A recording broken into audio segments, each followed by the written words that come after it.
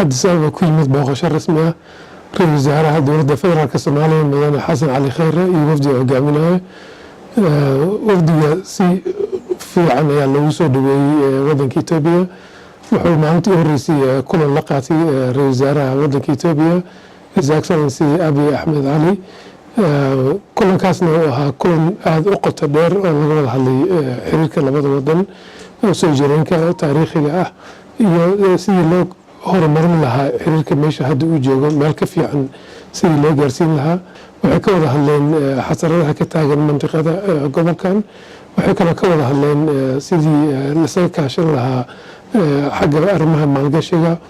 iyo isweydaarsiga ganacsiga waxbarashada iyo xagga beeraha waxyaalahaas oo dhan waa isla meel dhigeen labada ra'iisul wasaare kadib ra'iisul wasaaraha wuxuu maanta kulan la yeeshay gudoomiyaha ururka midowga Afrika mudane Muuse Faki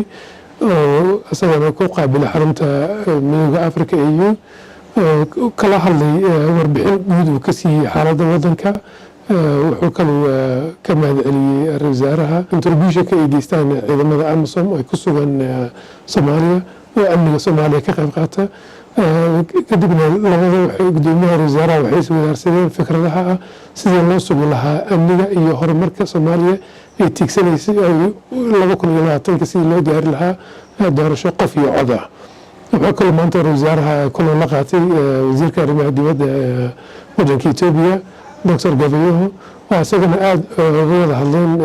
xaaladda waddanka iyo labada waddan ra'iisul wasaaraha sidoo kale wuxuu ka mahadceliyay ciidamada Itoobiya oo jooga waddanka Soomaaliya oo sugaya nabadda iyo la dagaalanka argagixisada waxay kale isla meel dhigeen sidii loo kobcin lahaa xiriirka diblomaasiyadda iyo xiriirka siyaasadeed ee labada waddan ugu dambeyntiina ra'iisul wasaaraha wuxuu kulan la qaatay mudane Ismaaciil Sharaag oo ah ninka madaxa ka ururka midowga Afrika u qaabilsan peace and security-ga nabadda iyo security-ga asagana ay ka wada hadleen arrimaha AMISOM joogaan Soomaaliya iyo xaaladda guud ee amniga gobolka booqashada ra'iisul wasaaraha waxay ku soo dhamaatay guul